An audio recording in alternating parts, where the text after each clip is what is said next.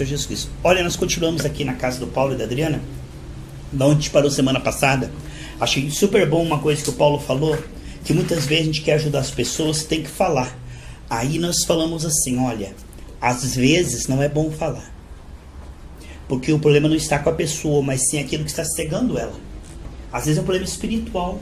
Aí você vai falar com a pessoa, ela se ofende. Então você vai num lugar reservado e a tua batalha não é contra a carne e o sangue, é contra espíritos imundos. Você expulsa aquele mal, depois você vai conversar com a pessoa na hora certa, ela vai aceitar. Então nós temos que tomar muito cuidado, porque às vezes a gente quer ajudar a pessoa, quer falar com a pessoa e ela não está bem. Então naquele momento não é bom falar. É bom você falar com o mal, para que o mal saia. Quando o mal sai, a pessoa se torna acessível. Aí ela se torna ensinável. Então aquilo que o Paulo falou foi muito bem, porque ele falou, mas é importante que a gente fale para as pessoas a palavra. Então às vezes é importante falar, se ela estiver acessível, mas às vezes não. E a missionária Adriana falou semana passada que uma coisa que pega às vezes em nós é essa sensação de indignidade que nós temos muitas vezes. Que Deus é bom, Deus é maravilhoso, mas a gente olha para a gente mesmo, a gente vê tantas falhas, a gente se sente incapaz. Então a gente tem que tratar isso aí, porque tratando isso aqui, a nossa fé vai dar certo. A gente vai começar em Apocalipse capítulo 12, versículo 11. Então nós temos armas para prevalecer sobre esse senso de indignidade. Eu falhei, eu errei, eu pequei. Tá, mas eu confessei. A Bíblia diz em 1 João 9 que se eu confessar o pecado, o sangue de Jesus me purifica. Mas aí, Paulo, eu pedi perdão. A Bíblia diz que eu estou perdoado, estou limpo. Mas aí eu me sinto ainda culpado. Eu me sinto ainda indigno. Eu me sinto ainda sujo. Aí o problema não é mais com Deus, é o sentimento errado. É um sentimento equivocado. Temos que saber lidar com esse sentimento, porque esse sentimento é uma mentira. Aqui, Apocalipse 12, 11, o que diz lá? Como é que eles venceram? Aqueles que estão lá no céu. Duas condições para eles serem vencidos. Eles tomaram posse de duas armas aí, que está em Apocalipse 12, 11. Os nossos irmãos o derrotaram por meio do sangue do Cordeiro e da mensagem que anunciavam. Eles estavam prontos para dar a sua vida e morrer. Então eles venceram pelo sangue de Jesus e pela palavra do seu testemunho. Olha as duas armas aí para você vencer a culpa, a indignidade e o pecado. O sangue de Jesus, ele paga por toda a nossa desobediência. Não que nós vamos agora desobedecer de propósito. A gente não consegue. A gente tem o Espírito Santo, a gente não quer errar, mas a gente erra. A gente erra até em pensamento, gente. Então, o sangue de Jesus, está dizendo ali, ele pagou pela nossa desobediência. Aqui em Isaías 40, Adriana. Isaías 40. E quando erra consciente, vamos dizer, a pessoa sabe que está errando. Sim. E vai lá e erra.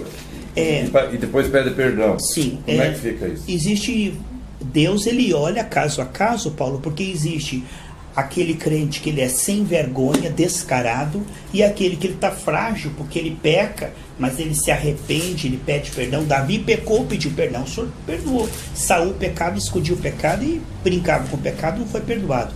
Então isso é caso a caso. Mas de um modo geral, uma pessoa, quando ela está cheia do Espírito Santo, ela não premedita o pecado é um acidente.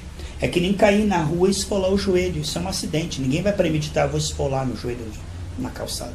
Só que é mental, né?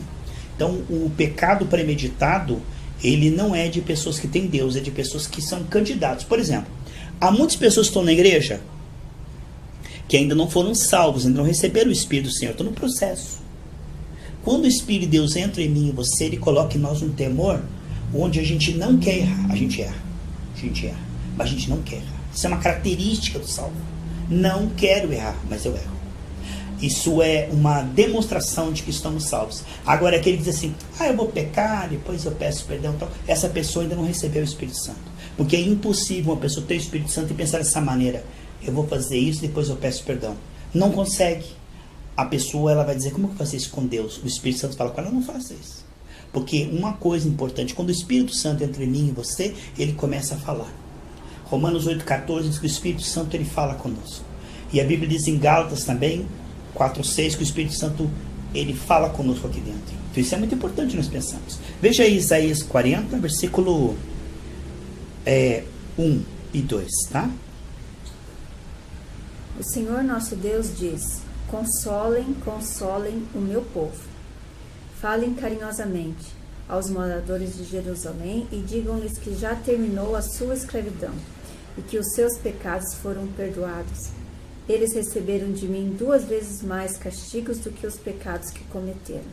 Então o Senhor pagou em dobro, aí está 2 vezes mais castigo. Em dobro é o seguinte: o sangue de Jesus perdoa os nossos pecados. Não temos que pagar. E o Espírito Santo nos ajuda a acertar aos poucos. Você recebe Jesus, você está em obediência 0. Com o tempo o Espírito Santo vai trabalhando, você vai errando cada vez menos. Cada vez menos. Cada vez é um processo. Ele é responsável. Não é nós que paramos, é ele que tira. Não é nós que mudamos, é ele que muda. Como é que isso funciona? Vamos falar sobre isso. É muito importante compreender que o Senhor pagou pelos nossos pecados e pagou pelos nossos acertos. Antes nós vivíamos caindo. Muitas pessoas, o Paulo, ela vai para a igreja e ela entende assim, ó, agora eu sou evangélico, eu não posso mais isso, eu não posso mais aquilo, é proibido aquilo, a minha religião não permite aquilo, eu tenho que parar. Isso é a pior coisa que a pessoa pode pensar. É você que está tomando decisão. Isso, e é você que está se esforçando e se culpando. Seu pior veneno é misturar essa palavra com culpa e com esforço para parar. Você quer ver a pessoa passar vergonha e passar uma vida derrotada, ela lê na Bíblia e fala, agora eu não posso mais, porque a minha religião não permite, eu vou me esforçar, eu tenho que parar. É a pior coisa. Ela precisa compreender uma coisa. Quando Jesus morreu, os meus pecados, os meus erros foram perdoados. O Espírito Santo entra em mim e você para nos ajudar, e agora a obediência não é algo que você vai ter que produzir, é algo que ele vai produzir, ele vai te ajudar, e você ganha de presente o dom da obediência. Romanos capítulo 1, versículo 5. Leia para mim Romanos 1, 5. Então, a obediência, Paulo, não é algo que eu leio na Bíblia e digo, comparando com o meu desempenho, eu tenho que parar com isso? Eu juro, Deus, nunca mais vou fazer isso, eu vou parar. Essa é uma coisa, eu vou parar porque eu tenho que tomar vergonha na cara, eu vou parar com isso aqui. Pior coisa que nós podemos fazer. Daqui a pouco está fazendo tudo de novo. Não vai conseguir, exatamente. Agora, se você ler... É a carne que está fazendo. É a carne que está se esforçando. E a carne não pode produzir. A Bíblia diz em Romanos que a carne, mesmo que ela queira, ela não consegue obedecer. Mesmo que eu não posso me posicionar? A posição é depender da graça. A posição é fé, que é dependência. Fé é depender. Assim como uma criança que está sugando o leite da sua mãe. Vamos ver aqui, Romanos capítulo 1, versículo 5. Por meio de Cristo, Deus me deu a honra de ser apóstolo no serviço de Cristo, para levar pessoas de todas as nações a crerem em Cristo e a serem obedientes a Ele. A obediência, a fidelidade é um presente de Deus. Você, antes de obedecer, você tem que entender que você recebeu a capacidade de obedecer. Você não tinha antes de receber Jesus. Antes de receber Jesus, eu não tinha capacidade de obedecer. Eu só tinha capacidade de desobedecer. Agora, quando o Espírito Santo entrou em mim, ele me dá o presente e a capacidade, Adriana, de me ajudar a conseguir obedecer. Isso está aqui em Romanos capítulo 8. Romanos capítulo 8, Adriana, veja para mim, por favor, versículo 2. Pois a lei do Espírito de Deus, que nos trouxe vida por estarmos unidos com Cristo Jesus, livrou você da lei do passado, pecado e da morte. A lei do Espírito de vida te livrou da lei do pecado e da morte. Antes a gente pecava, morria, ia para o inferno. Agora a lei do Espírito de vida, ela nos livrou. A lei do Espírito de vida é assim. Você depende dele e ele muda o teu querer, ele muda o teu efetuar de presente. Quando vê, você está pensando diferente, agindo diferente. Quer ver? Em Êxodo capítulo 12, Adriana, lá no começo da Bíblia, Êxodo capítulo 13, perdão. Deixa eu ver aqui. 12. Êxodo 12, 23. Veja para mim, por favor, Adriana. Êxodo. Quando o anjo da morte veio para matar todos os primogênitos dos egípcios, aí Deus falou assim, você se crê em mim, coloque uma marca de sangue na verga da porta. Se você crê em mim, você marca na verga da porta. Quando o anjo da morte passar e ver aquele sangue, nessa casa ninguém vai morrer por causa do sangue. Significa que os pecados daquele povo que está dentro daquela casa seriam perdoados por causa do sangue de Jesus que seria derramado, certo? Então veja só o que ele diz em Êxodo 12, 22, e coisa interessante, veja aí, Adriano. Quando o Senhor passar para matar os egípcios, verá o sangue ali nos batentes e não deixará que o anjo da morte entre nas casas para matá-los. Olha o que Deus faria. Quando Deus visse o sangue, Paulo, Deus entraria e não deixaria o destruidor entrar. Agora veja, quando Adão e Eva pecaram, Deus saiu e o diabo entrou. Deus saiu, o diabo entrou quando Adão pecou. Por causa do sangue, sabe o que acontece? O diabo sai e Deus entra. Acontece o contrário. Inverte. Antes Deus não podia entrar. Agora o diabo não pode entrar. Então, quando você diz assim, Pai, em nome de Jesus, o sangue está sobre toda a sua indignidade, suas falhas e fraquezas confessadas. Isso não atrapalha a tua oração. O que você errou, pecou, confessou. Só que o diabo disse assim, você fez aquilo, você pensou aquilo. Só que o sangue, ele faz assim. O sangue, ele separa a nossa indignidade, a nossa carne, que o diabo age através da carne. Então o sangue, quando você chega de Deus, Pai, em nome de Jesus, Deus perdoa o que você é na sua carne e cobre com sangue. E aí você recebe o que Jesus merece. Deus te responde, te cura, te liberta, ouve a tua oração por causa de Jesus. Então o homem que está debaixo do sangue de Jesus, ele não recebe o que ele merece, ele recebe o que Jesus merece. Por isso que a indignidade vai embora. Por isso que o pecado confessado não é mais computado. Em 1 Coríntios 11:31 diz que o pecado que eu chamar de pecado, Deus não vai computar contra mim e nem vai me cobrar. Porque Jesus já pagou por ele. Se ele já pagou por ele, você não tem que pagar por ele. Ah, pastor, mas falando assim, então a gente fica tudo sem vergonha. Porque já que o pecado foi perdoado, o nosso desempenho não conta, e se a gente peca, Deus perdoa, então vamos pecar doidado. Romanos capítulo 6, versículo 1, foi uma dúvida. Paulo se levantou uma dúvida na igreja de Romanos. E Paulo falou assim, olha, você é salvo pela graça, não pelo seu desempenho, e o teu pecado está perdoado. Aí eles falaram, então vamos pecar doidado, já que é assim. Mas veja o que Paulo diz em Romanos capítulo 6, do versículo 1 até o 3, por favor. Romanos 6, 1 ao 3. Portanto, o que vamos dizer? Será que devemos continuar vivendo no pecado para que a graça de Deus aumente ainda mais? É claro que não. Nós já morremos para o pecado. Então, como podemos continuar vivendo nele? Com certeza vocês sabem que quando fomos batizados para ficarmos unidos com Cristo, fomos batizados para ficarmos unidos também com a sua morte. Então é preciso entender o que aconteceu. Quando Cristo morreu naquela cruz, nosso velho homem pecador morreu. E quando ele ressuscitou, o nosso novo homem criado em Cristo Jesus, lá em 2 Coríntios 5,17, nasceu. Então quando você recebe Jesus agora, Paulo, você tem a capacidade de obedecer e ser perdoado, e você tem a capacidade de dizer não para o pecado. Você morreu para o pecado. Peraí, como é que eu morri para o pecado se eu sinto os mesmos desejos que eu sentia antes de receber Jesus? Se eu morri para o pecado, porque tem as mesmas tentações, os mesmos pensamentos, como é que eu morri para o pecado? Ele está bem vivo, pastor.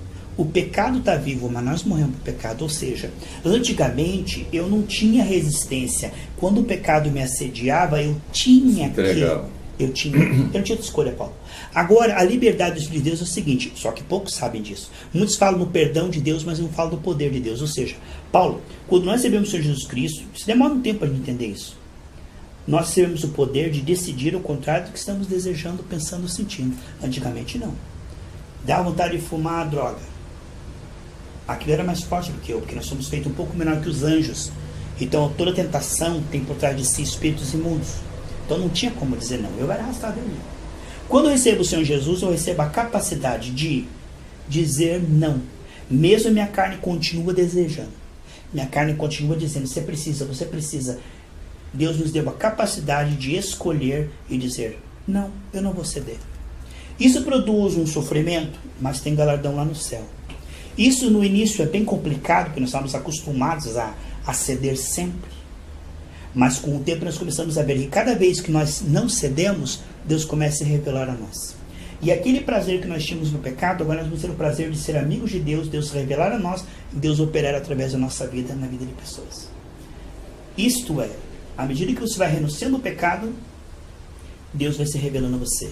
Tua fé vai crescendo, tua fé vai funcionando, tuas orações começam a fluir. Aí a pessoa fala, meu Deus. A vida começa a ficar mais leve. Começa a ficar mais leve.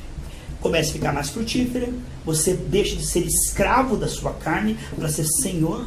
Aquilo que antes te arrastava Agora, continua convidando, mas você pode. E muitas pessoas não sabem que tem essa capacidade. Como um elefantinho, ele tenta no circular mexer a patinha para sair daquelas correntes e sangra, machuca toda a perna.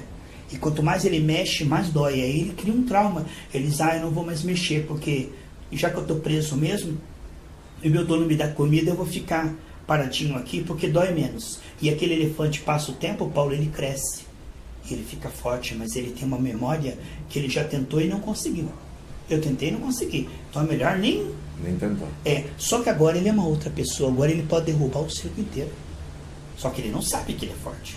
Ele pensa que é o mesmo que quando prendeu. No momento, Paulo senta na igreja. Ali, todos nós entramos, pecadores. Ouve o evangelho, levanta a mão e recebe Jesus. Aquele homem fraco morre, é retirado. Deus cria um novo homem forte, capaz.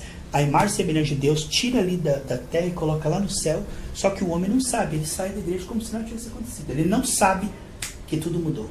Ele pensa que é o mesmo. Por isso ele diz, antes eu era fraco, continuo fraco. Antes eu caía nisso, agora eu continuo. Porque ele não sabe que algo mudou dentro dele.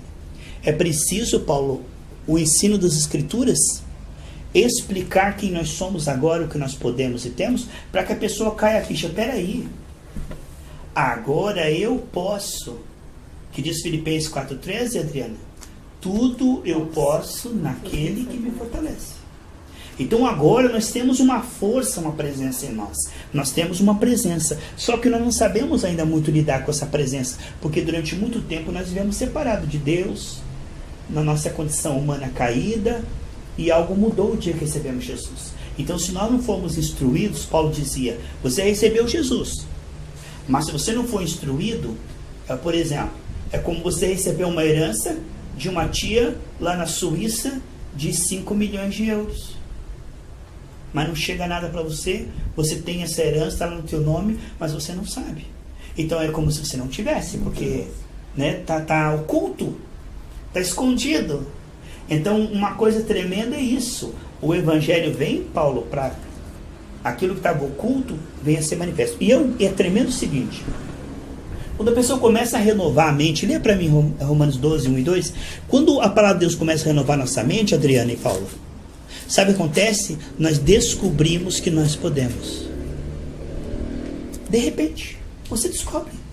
Você fala, mas eu não acredito. Eu sempre achei que eu era mais fraco que isso. Eu sempre achei que isso era mais forte do que eu. E quando você descobre, a tua mente muda, o teu desempenho acompanha. Veja para mim Romanos 12, 1 e 2. Veja lá, Paulo, o que ela vai ler para nós. Portanto, meus irmãos, por causa da grande misericórdia divina, peço que vocês se ofereçam completamente a Deus como um sacrifício vivo, dedicado ao seu serviço e agradável a Ele. Esta é a verdadeira adoração que vocês devem oferecer a Deus. Não vivam como vivem as pessoas desse mundo, mas deixe que Deus os transforme por meio de uma completa mudança de mente de vocês.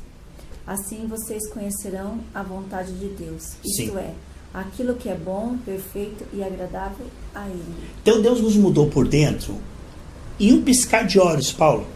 Aquele Paulo pecador, fraco e escravo, no momento que recebeu Jesus, aquele Paulo deixa de existir. E nasce o novo Paulo em Cristo, forte, capaz, santo, puro, de fazer as mesmas obras que Jesus maiores. Mas o Paulo tinha aquela programação mental daquele Paulo que não conseguia, que não sabia. Agora que ele recebeu a presença, ele precisa ter uma renovação da mente, tem que formatar o HD, tirar aquele vírus e colocar agora uma mentalidade nova. Para que essa mentalidade nova venha perceber quem você é e o que você pode. Aí o teu desempenho muda. Você sabe, Adriano, as pessoas hoje em dia nas igrejas, elas se tornam escravas porque elas não sabem que podem ser livres. Olha o que diz em Oséias 4,6. Você sabe onde está Oséias? Oséias, depois de Daniel. Vem Ezequiel, Daniel, Oséias. Obadias. Acho que é antes de Obadias. Oséias. 4,6. O que diz lá? Muito bom esse texto, olha só. O que Deus diz do povo dele, não é do povo do mundo, não. O meu povo não quer saber de mim, e por isso está sendo destruído. E vocês, sacerdotes, também não querem saber de mim.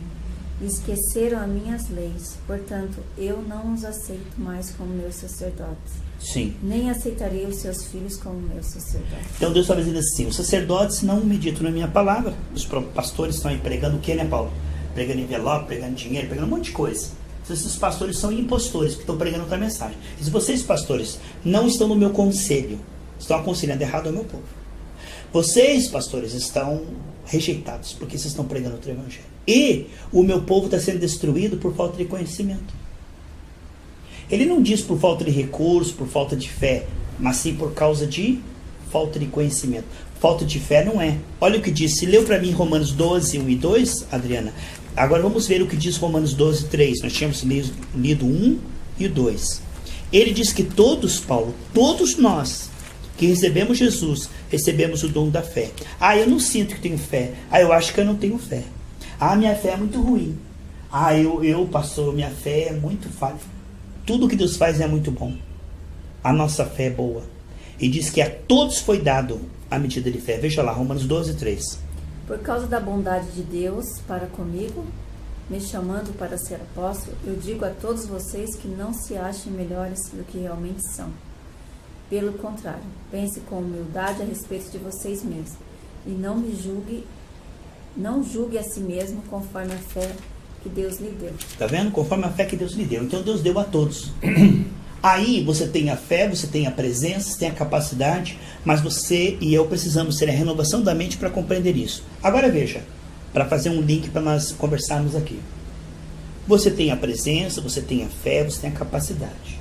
Aí vai chegar uma hora, Adriana, 2 Coríntios 5, 7, está em Romanos, vai um pouquinho para frente, que vai ter duas avenidas na tua frente. Aquela que você estava vivendo até ali e uma nova vida agora se abre diante de você. 2 Coríntios 5, 7. Porque vivemos pela fé e não pelo que vemos. Então tudo que nós vemos neste mundo, Adriano, é efeito da queda. Deus não fez neste mundo. Quando Ele criou o mundo, não fez doença, não fez falta de dinheiro, falta de paz, tribulação na família. Nada disso Ele fez. Só que os nossos olhos estão vendo. Nossos olhos estão vendo isso aí. Agora nós vamos ter que escolher. O que é maior? O que eu estou vendo ou o Senhor na minha vida? Colossenses 1,27 diz assim: Cristo em nós, esperança da glória. Agora veja, quando Adão e Eva tinham comunhão com o Senhor, através da sua palavra havia domínio. Tudo que Adão falava, obedecia. Tudo que se movia, obedecia. Jesus também, quando ele falava com a febre obedecia. A febre tem ouvidos, ela obedecia. Quando ele falava com as ondas, porque Deus colocou ouvidos em tudo para obedecer.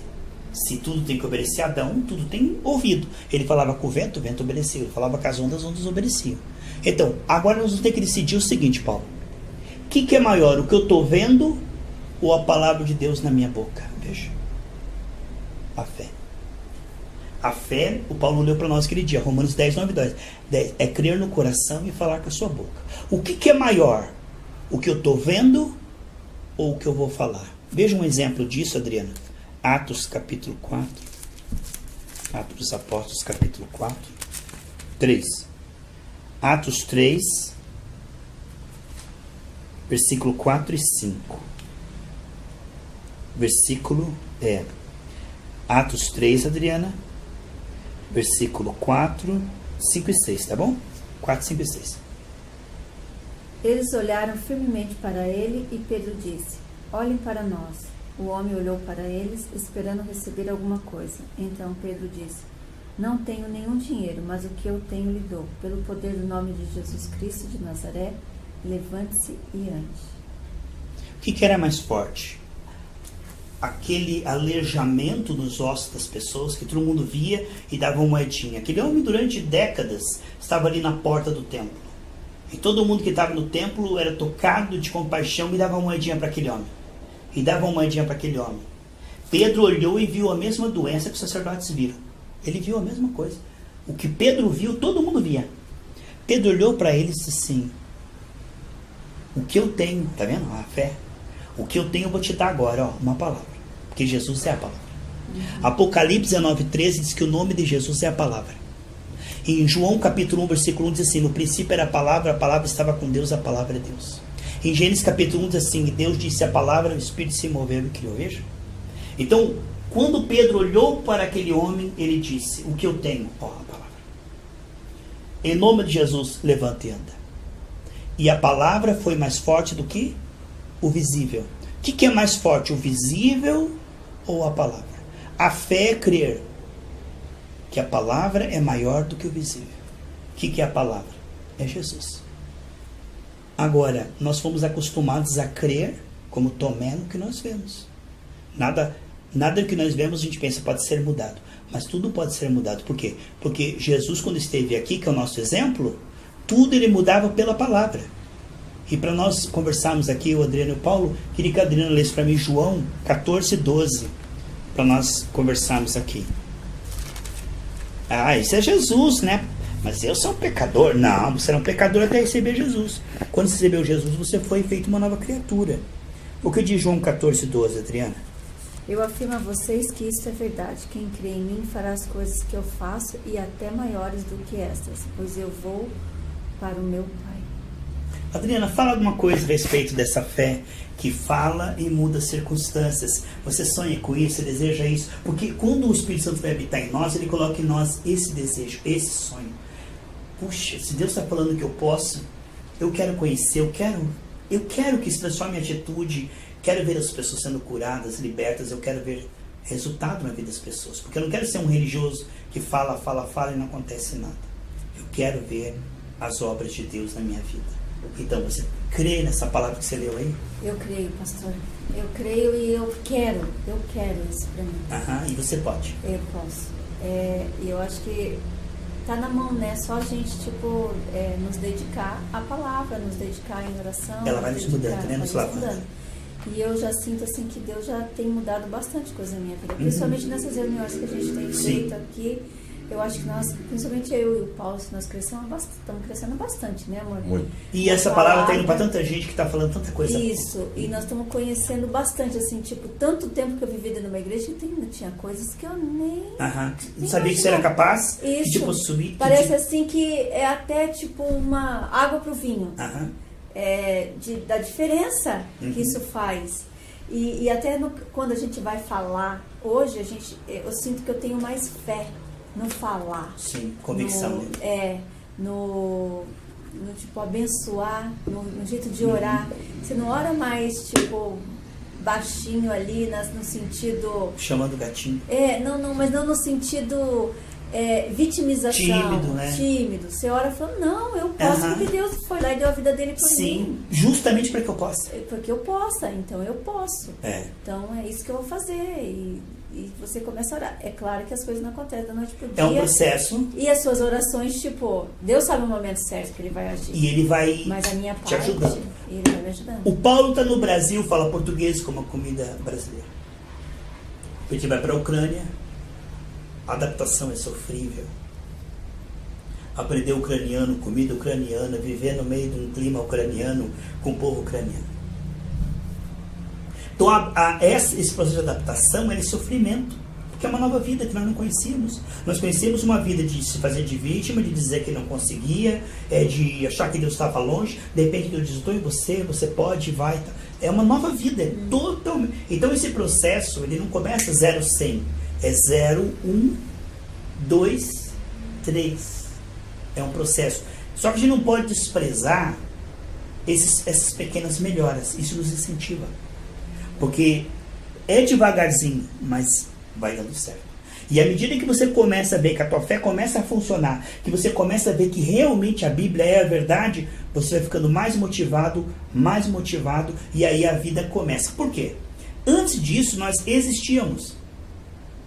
Mas a vida começa quando nós começamos a conhecer Jesus em nós e através de nós. Porque aí a vida se torna agradável, feliz, paz. Mesmo meio de tribulação e aflição, você começa a ter os sentimentos de Deus. E quanto mais você se entrega, mais você começa a sentir essa atmosfera celestial. E é uma coisa tremenda. E você sente paz. Sim, paz.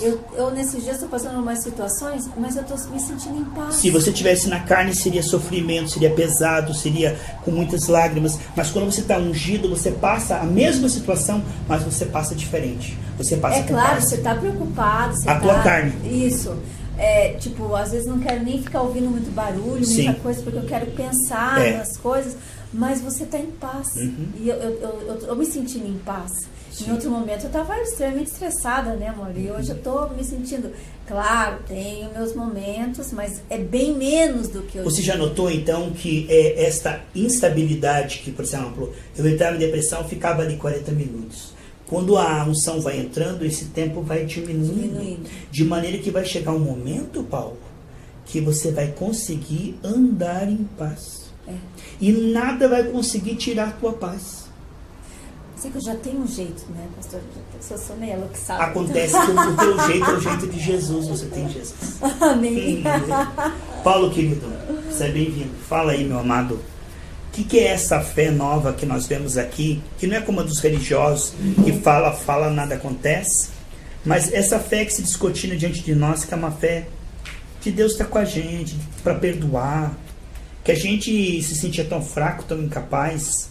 A gente se sentia tão longe de Deus e de repente descobre que Deus está dentro da gente, que Deus nos perdoa, nos ama, que não foi nós que amamos Ele, foi Ele que nos amou primeiro, não foi nós que escolhemos Ele, foi Ele que nos escolheu, nos perdoou, nos aceitou e ainda acreditou em nós quando nós não acreditávamos e disse, olha, eu vou te ajudar aos poucos, vou ter paciência com você e vou transformar em você uma pessoa totalmente livre. Se você deixar, é um processo onde você vai ser não apenas uma pessoa abençoada, mas você vai conseguir abençoar outras pessoas também.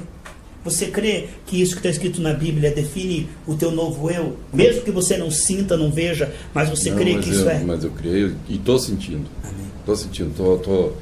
Eu antes eu pensava, se eu falar, vão achar ridículo o que eu estou falando. Hoje já não mais. Hoje eu falo da palavra, estou tentando. É um processo. Às vezes falo sem nem perceber. Então, aí que vem a história que está dentro de mim já mudando. Né? Então, de eu chegar a dizer para você, não, você já está curado, fique tranquilo. Né? E é bom que as pessoas achem ridículo. Porque aí a nossa palavra vai frutificar e lá na frente eles vão dizer, eu estava enganado. A gente tem que dar a cara a tapa mesmo. Aquilo nos freava por isso, Paulo. Eu vou falar, eles vão achar ridículo. Que bom. Eles vão achar ridículo, Deus vai me honrar e eles vão ver que era Deus na minha vida. Então, isso não vai me parar, a timidez não vai me segurar. Por quê? Porque antes eu falava e dizia, isso não aconteceu, eu vou ser envergonhado. Mas agora eu sei que é impossível não acontecer, porque Deus está envolvido nisso. O nome dele, a palavra dele, foi ele que mandou falar, não fui por conta, foi ele que me mandou. A Bíblia diz, João 15,16, não foi você que me escolheu e fui eu que te escolhi para você falar e eu confirmar. Coisa linda, né? Iniciativa de Deus. Já pensou o próprio Deus chegar assim, ó, Paulo, é o seguinte, eu que estou te mandando falar. E eu que confirmo que banco, tá? Você só fala aí, o resto é comigo. Então a gente se sente mais seguro porque tem o quê? O próprio Deus nos chamando e nos confirmando. Tá bom? Eles brincaram até... Um funcionário falou, vamos chamar o Super Paulo, porque eu sempre falei, não sou super-homem. Eu confio que Deus vai lá na frente e já deixa as coisas arrumadas para só chegar e apertar o parafuso. É a mesma coisa assim, uma vez eu estava lendo um livro e tinha vários livros dessa pessoa aqui, ele era um cristão.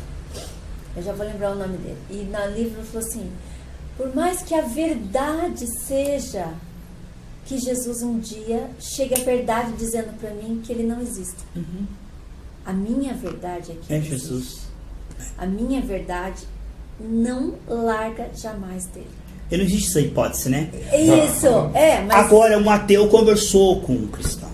Mas o jeito dele falar, né? Agora um ateu conversou com um cristão e disse assim, e se você chegar lá, falou pro cristão, e não tiver céu, não tiver nada, você morre como um cachorro, acabou.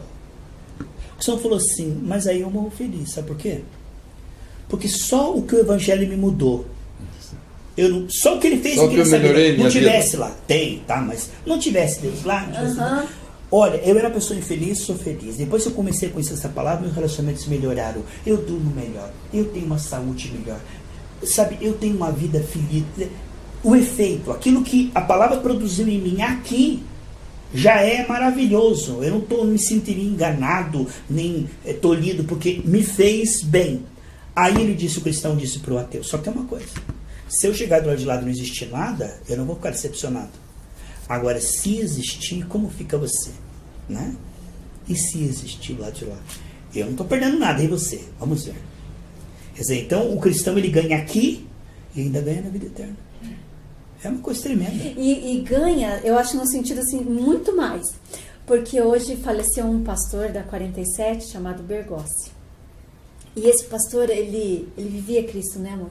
Ele não precisava abrir a boca dele para falar. Ele e a esposa dele eram uns docinhos. Eu vou te mostrar a foto e vai ver. Ele me passaram a mensagem que ele tinha falecido. Eu falei, glória a Deus, Tá no porque paraíso. ele está com Cristo. E parece assim, a sensação que eu tive é que Deus pegou ele e levou. Porque ele estava sofrendo, ele estava, eu não sabia, mas ele estava com uma doença nos pulmões. Então parece que quando me falaram, eu falei, Jesus recolheu ele. E que delícia alguém pensar isso da gente, tipo, que nós pertencemos a Cristo. Tanto quanto quando eu falei o Paulo também, eu duvido que isso não tenha passado para tua cabeça, que ele foi recolhido, porque nós pertencemos a Cristo. Eu quero pertencer a Cristo. As pessoas Poucas pessoas veem isso na gente, que nós vão ver pertencemos cada vez a mais. Cristo. Esse é o nosso desafio. Eu quero Não viu pertencer a ainda? Cristo. Vai ver. Tá vendo pouco? Vai ver mais. Quer dizer, aí que é o desafio. Isso nos incentiva. E uma coisa. Isso afasta muita gente. Claro.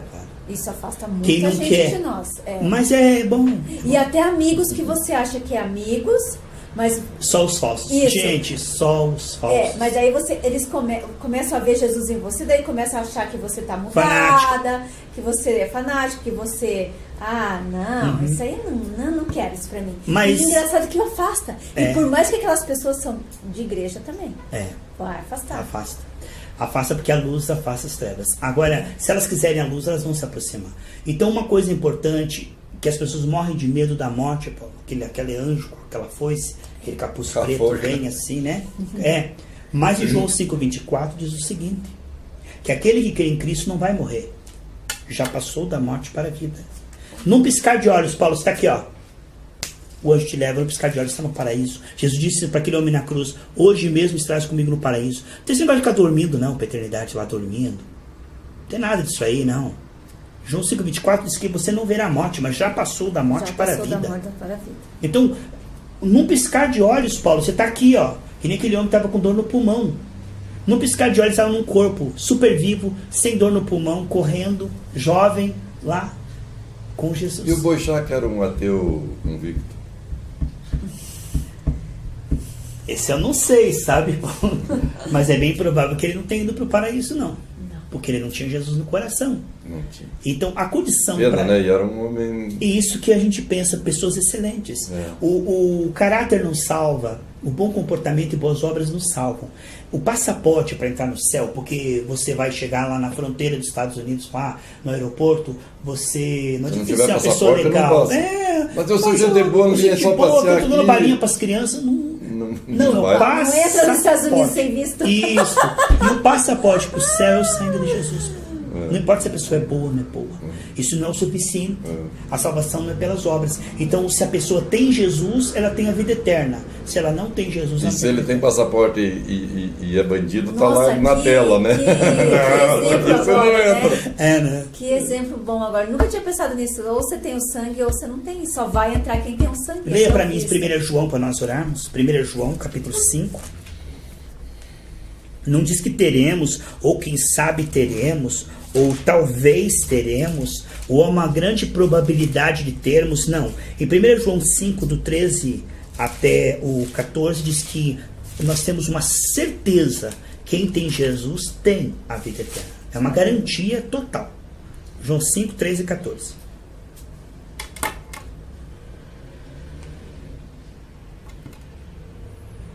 Eu escrevo essas coisas a vocês que crerem no Filho de Deus, para que vocês saibam que têm a vida eterna. Quando estamos na presença de Deus, temos coragem por causa do seguinte: se pedimos alguma coisa de acordo com a sua vontade, temos a certeza de que Ele nos ouve.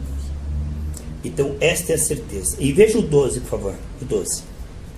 Quem tem um filho tem a vida. Quem não tem um filho não tem a vida. Simples.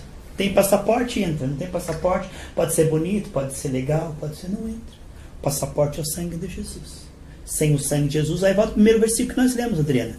Apocalipse 12, 11. Eles entraram no céu pelo sangue de Jesus e pela palavra da fé dos seus lábios. A gente só entra pelo sangue, né? Só Ele paga o pecado. Porque no céu não entra nada e contamine. Nenhum pecado pode estar no céu. E o único que pode tirar o nosso pecado não é as boas obras, não é penitência, não é nada. A única coisa que pode tirar o nosso pecado é o sangue de Jesus. Só o sangue de Jesus pode lavar nossas vestes espirituais. Não há nada que possamos fazer, dar, dizer. Não há nenhuma obra que possa apagar e pagar os nossos pecados. Tem gente que sobe a escadaria para pagar os seus pecados, ou faz boas obras. Não tem como pagar, Paulo. A única coisa que paga, porque o salário do pecado é a morte. A única coisa que pode pagar o pecado é a morte de um inocente que nunca pecou. E o único inocente que nunca pecou, que pode pagar pelo seu pecado e pelo meu, é o sangue inocente do Senhor Jesus Cristo. Fora dele, todos estão contaminados e vão para o inferno. Bons, maus, religiosos, não importa. Não importa. Forte isso, né? Deus abençoe você que ouviu e que você possa ter Jesus no seu coração. Se você ainda não tem, convite agora Jesus Cristo para morar no seu coração, peça perdão dos seus pecados e comece a estudar a Bíblia com pessoas que pregam a palavra de Deus gratuitamente numa igreja aí onde não tenha comércio, onde prega a palavra de Deus. Você vai ficar cheio do Espírito Santo também e vai ter essa vida que nós estamos falando. Um grande abraço do Paulo, da Adriana e meu, em nome de Jesus. Amém.